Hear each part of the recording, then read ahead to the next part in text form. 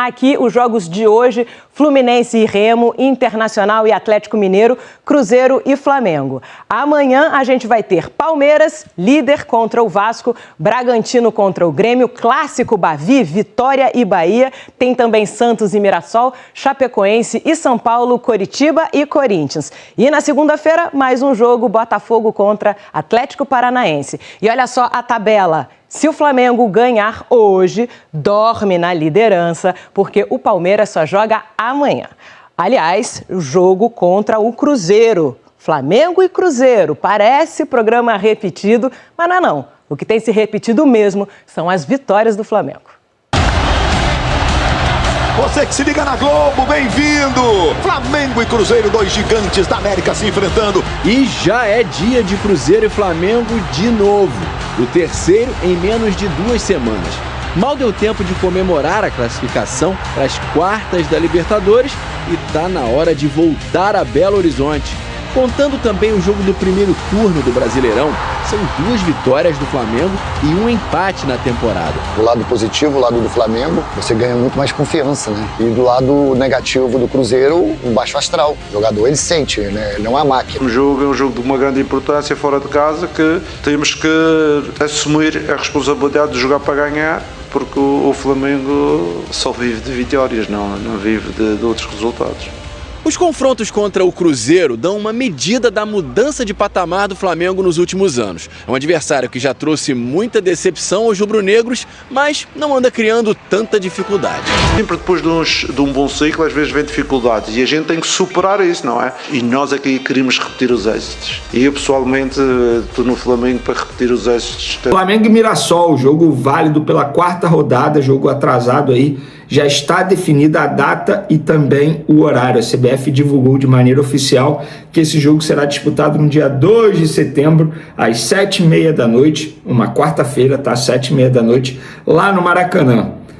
Por ser uma quarta-feira, horário bom, justo, provavelmente mais um jogo de Maracanã lotado, um jogo do Flamengo.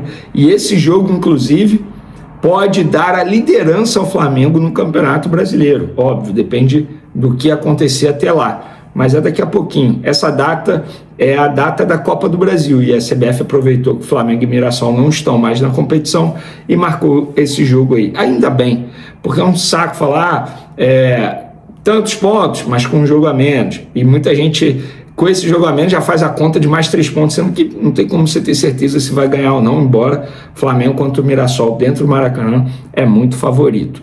Ó, galera, mudando de assunto, minha casa, minhas regras.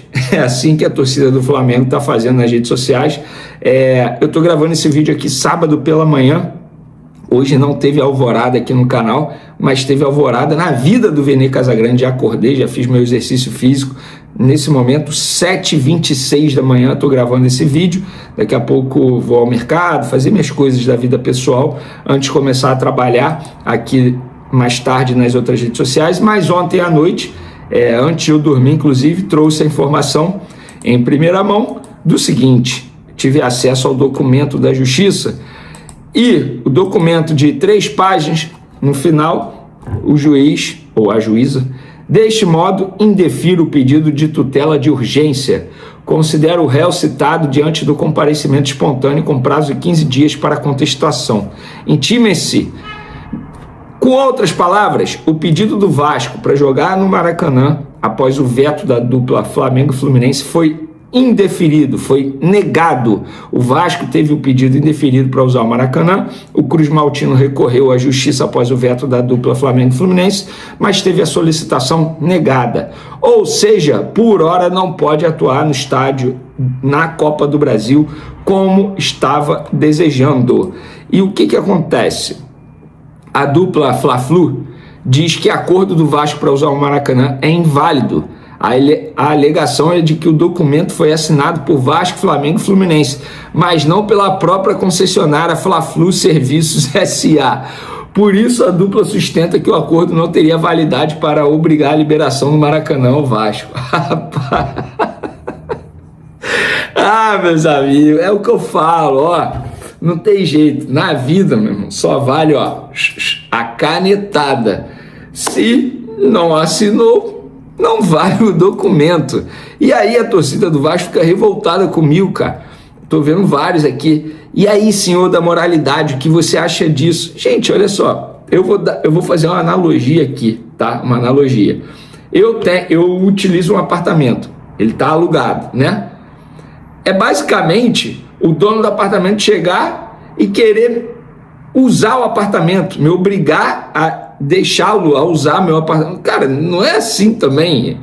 Tudo bem que o estádio é de todos e tal, discurso lindo e bonito. Só que é a dupla Fla-Flu que está todos esses anos aí tomando conta, investindo em determinados momentos, tendo prejuízo.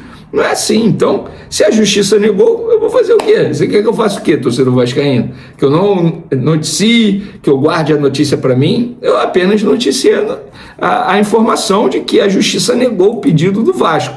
Se a justiça negou, quem sou eu, Vene Casagrande, para dizer que a justiça está errada? Não posso dizer isso, eu não tive acesso aos documentos, apenas informando. Galera, mudando de assunto, vamos falar de campo e bola. Flamengo e Cruzeiro hoje, 8h30 da noite, jogo no Maracanã. Cruzeiro deve poupar uma galera, mas Flamengo não vai ter um jogador extremamente importante. Léo Pereira, desfalque de última hora. Embora ele esteja na lista de relacionados divulgada pelo Flamengo, ele foi cortado da lista e não viajou com a delegação, tá? É um desfalque de última hora. Oficialmente, o Flamengo diz que ele está sendo poupado, preservado, por conta de desgaste físico. Estou vendo muita gente já especulando uma possível saída. Calma, gente, pelo amor de Deus, não é assim também, né? Claro que não. Poupado, preservado, sequência difícil que o Flamengo teve recentemente. E é isso, desfalque de última hora. Danilo é o provável titular. E por falar em provável titular, vamos trazer aqui os prováveis times. Vou começar com os donos da casa.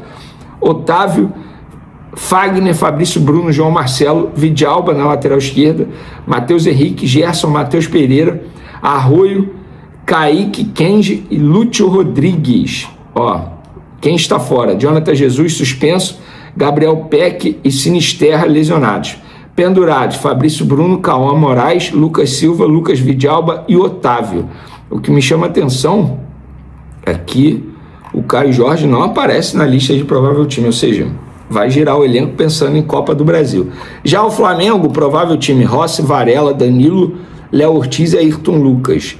Everton Araújo, Pulgar também deve ser poupado, Paquetá e Carrascal, Luiz Araújo, Plata e Pedro. E aí, o que vocês acham desse provável time do Flamengo? Quem está fora? Léo Pereira poupado, Alexandro, Vitão e De La Cruz lesionados, Everton Cebolinha e Wallace, já expliquei para vocês aqui, opção técnica.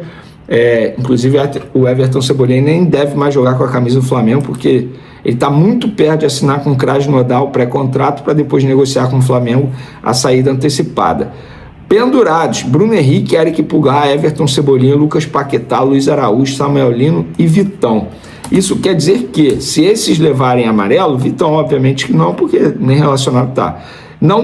Eles não pegam o Botafogo na próxima rodada, domingo que vem, dia 30, 4 horas da tarde, jogo no Maracanã. Inclusive, esse jogo já tem mais de 45 mil ingressos vendidos, tá? Mais um jogo aí com o Maracanã lotado. Eu acho que foi um primeiro tempo muito bom. Acho que ainda é muito preocupante do ponto de vista do Flamengo a quantidade de chances perdidas, né?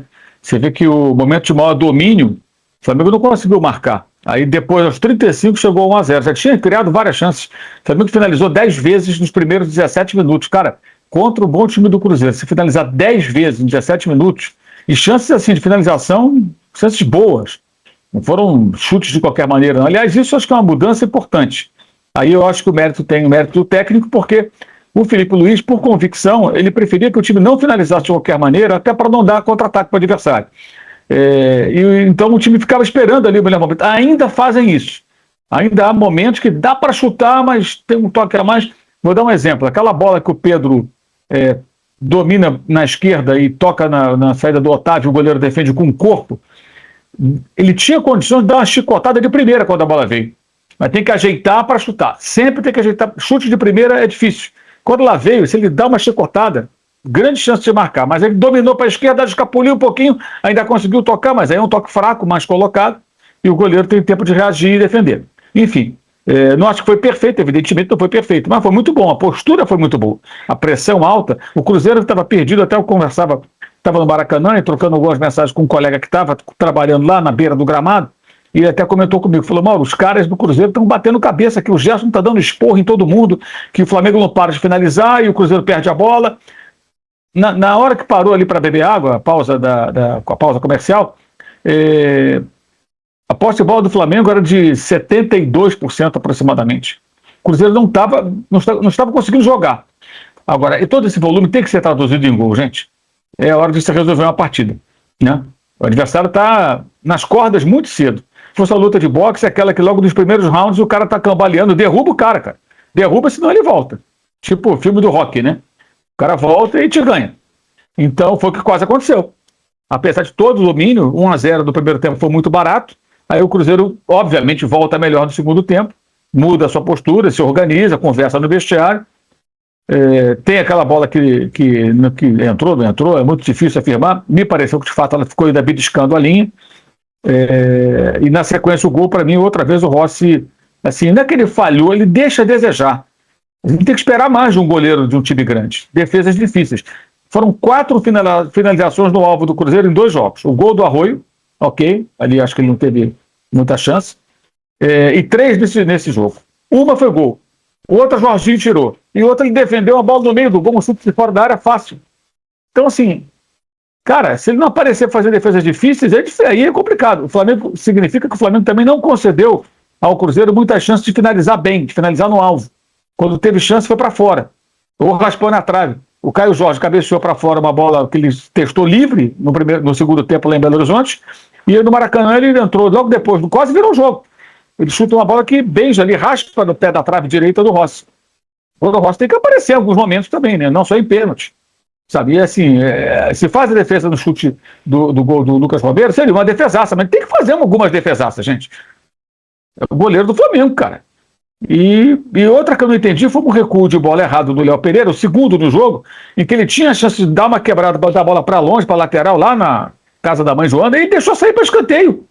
Ele optou pelo escanteio. Por que o goleiro que escolhe um escanteio ao invés de um lateral lá na altura do meio campo ou no campo de defesa do adversário? Não dá para entender. Então, assim, alguns pontos a gente tem que merece reflexão, discussão. Agora, a atuação foi de imposição. E aí, no segundo tempo, o que acontece? O Flamengo faz o gol, aí do banco saem Carrascal, Copa do Mundo. Varela, Copa do Mundo. Paquetá, Copa do Mundo. Bruno Henrique, o rei da América. Já veterano, mas é o Bruno Henrique. Porra, aí é difícil, né? O banco do Flamengo é muito pesado. E aí o Flamengo volta a ter o controle do jogo. Segundo o jornalista Antônio Carlos, o Flamengo colocou Breno Bidon, jovem meio-campista do Corinthians, entre os jogadores monitorados para reforçar o elenco. O clube vê o atleta como uma aposta de futuro, principalmente pelo potencial de evolução e pela qualidade apresentada em campo. A possível saída de La Cruz e Saúl aumentou a atenção do rubro-negro sobre Bidon. O clube considera o jovem uma alternativa interessante para o meio-campo, principalmente pela juventude, qualidade nos passes e capacidade de controlar o ritmo das partidas. O nome também teria recebido a aprovação de Leonardo Jardim. A comissão técnica entende que as características de Bidon podem se encaixar no estilo de jogo da equipe, especialmente pela inteligência para ocupar espaços e participar da construção das jogadas. Para o Flamengo, uma eventual contratação seria pensada a médio e longo prazo. A ideia é apostar em um jogador jovem que possa ganhar experiência ao lado de atletas mais experientes e evoluir disputando grandes competições. Por isso, Breno Bidon passou a ser observado com ainda mais atenção pela diretoria rubro-negra, que avalia o jogador como uma possível peça para o presente e, principalmente, para o futuro do elenco.